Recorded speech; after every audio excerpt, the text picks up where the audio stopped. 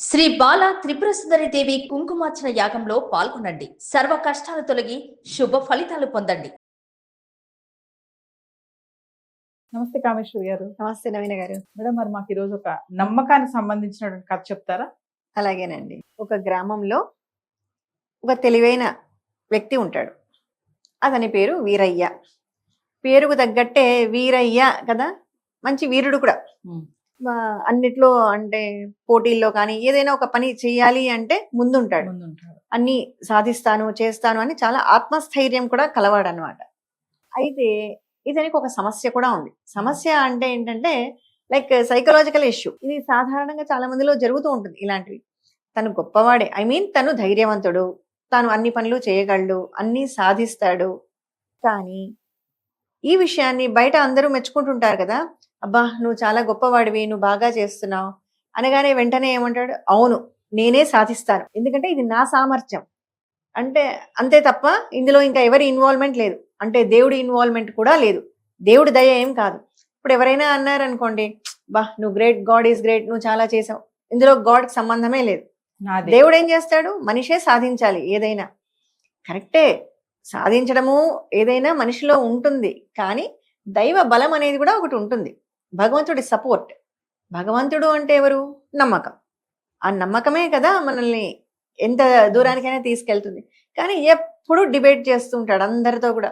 ఎవరైనా గుడికి వెళ్ళినా ఊర్లో, ఎందుకు వెళ్తున్నారు గుడికి, అంతా టైం వేస్ట్, మీకు పని లేదు, అంతా మీకు ఏం చేయాలో తోచక అంటే మేనవర్స్ అంతా వేస్ట్ చేస్తున్నారు అన్నట్టుగా అందరినీ క్రిటిసైజ్ చేస్తుంటాడు ఎప్పుడు ఊర్లో. ఈయనకి కొండలు ఎక్కడము, లేదా ఏది వాగులు దాటడము, ఇలాంటివన్నీ అంటే సాహసోపేతమైన కార్యక్రమాలన్నీ చేయడం బాగా ఇష్టం, చేస్తుంటాడు. అన్ని పనులు కూడా బాగా, అంటే ఎందులో అయినా ఇప్పుడు గ్రామానికి ఏదైనా అవసరం ఉంది ముందుంటాడు, నేను చేస్తాను నేను చెందుతాను, మంచివాడే. కానీ ఏంటి అంటే తాను నమ్మిందే కరెక్ట్, నేనే గొప్ప, మనిషి గొప్పే, మనిషి గొప్పనే, కానీ దైవం అనేది ఒకటి ఉంది అని ఒక నమ్మకం ఉండాలి అని ఒక పెద్ద ఆయన చెప్తారు.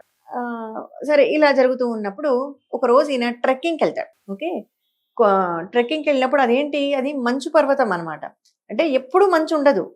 మీకు మామూలుగా మంచు పర్వతాలు ఏంటంటే ఎప్పుడు మంచుతోనే ఉండవు. మామూలు కొండ ఉంటుంది పగలు, తర్వాత స్లోగా ఒక్కోసారి సడన్ గా మంచు వచ్చి అది మొత్తం మంచు కమ్మేస్తుంది అనమాట. ఇలా ట్రెక్కింగ్కి వెళ్ళినప్పుడు ఏమవుతుంది, సడన్ గా మొత్తం చీకటి అయిపోతుంది, అదంతా మంచు కమ్మేస్తుంది. మంచు కమ్మేసిన తర్వాత ఈయనకి ఏం కనిపించదు, దారి ఎటున్నా అని, అంతా చీకటి అయిపోతుంది, సడన్ గా చీకటి అయిపోతుంది. అప్పుడు ఆ కొండను పట్టుకొని గట్టిగా పిలుస్తాడు, ఎవరైనా రండి, ఇక్కడ ఎవరైనా ఉన్నారా, సహాయం చేయండి అని పిలుస్తూ ఉంటాడు. అక్కడ ఎవ్వరూ ఉండరు, చాలా సేపు అయిపోతుంది. చాలా ధైర్యంగా ఉంటాడు, ఆ కొండను పట్టుకొని అలాగే ఉంటాడు ఆయన. తర్వాత గుర్తొస్తుంది, ఆ ఊర్లో ఒక పెద్దవాళ్ళు చెప్పింటారు కదా, ఎప్పుడైనా భగవంతుడు ఉన్నాడు అని నువ్వు నమ్మితే నీకు ఆయన సహాయం చేస్తాడు అని చెప్పింటారు. ఆ మాట గుర్తొస్తుంది. ఓ అవునా, సరే అయితే ఇప్పుడు అడుగుతాను, భగవంతుడు ఉన్నాడేమో, నాకు వచ్చి సహాయం చేయమని అడుగుతాడు అని గట్టిగా, ఓ భగవంతుడా ఎక్కడున్నా ఉంటే వెంటనే వచ్చి నాకు సహాయం చేయి అని అరుస్తాడు. ఇలా బాగా ఎలుగెత్తి ఒక 3-4 సార్లు గట్టిగా పిలుస్తుంటాడు, ఓ భగవంతుడా నువ్వు వచ్చి నాకు సహాయం చెయ్యి, నేను ఇప్పుడు కష్టంలో ఉన్నాను అని అరవగానే ఆయనకు ఒక వాయిస్ వినపడు, వెంటనే నువ్వు చేతులు వదిలేసేయి అని. ఓకే, వెంటనే నువ్వు చేతులు వదిలేసేయి అని వినపడుతుంది. చేతులు వదిలేయాలా, చేతులు వదిలేస్తే కింద పడి చచ్చిపోను నేను, ఎవరు వీడు, బుద్ధి లేని వాడు ఎవరో చెప్తున్నారు అని మళ్ళీ అరుస్తాడు. నువ్వు అసలు భగవంతుడివేనా, నిజమైన భగవంతుడివే అయితే నాకు సాయం చేయి, ఎవరినైనా పంపించు, లేదా నాకు సాయం చేయి అంటాడు.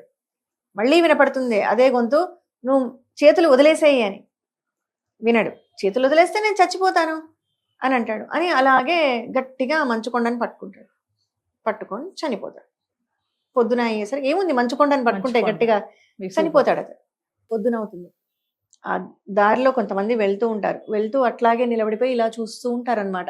ఆ కొండ వైపే చూస్తూ ఉంటారు అందరూ, ఏంటి అని. అలా చూస్తూ ఉంటే అక్కడికి ఒక అతను వస్తాడు, అయ్యో నిన్న రాత్రే చెప్పాను చేతులు వదిలేయి అని, నా మాట వినలేదు. ఎంత ఉంటుంది అతనికంటే, అతను పట్టుకున్న కొండకు నేలకు 1 అడుగు దూరం ఉంటుంది అంతే. ఆ కొండకు చీకట్లో తెలియలేదు, చీకట్లో ఆయన కనిపించలేదు. కింద వరకు వచ్చేసాడు. సో చేతులు వదిలేయంటే ఏంటి, నువ్వు చేతులు వదిలేసే వెంటనే నేల మీదకి వస్తావు అని, అంతే. అక్కడ ఏం పెద్ద విషయం ఏం లేదు. చేతులు వదిలేస్తే నేల మీదకి వస్తాడు, బతికిపోతావు.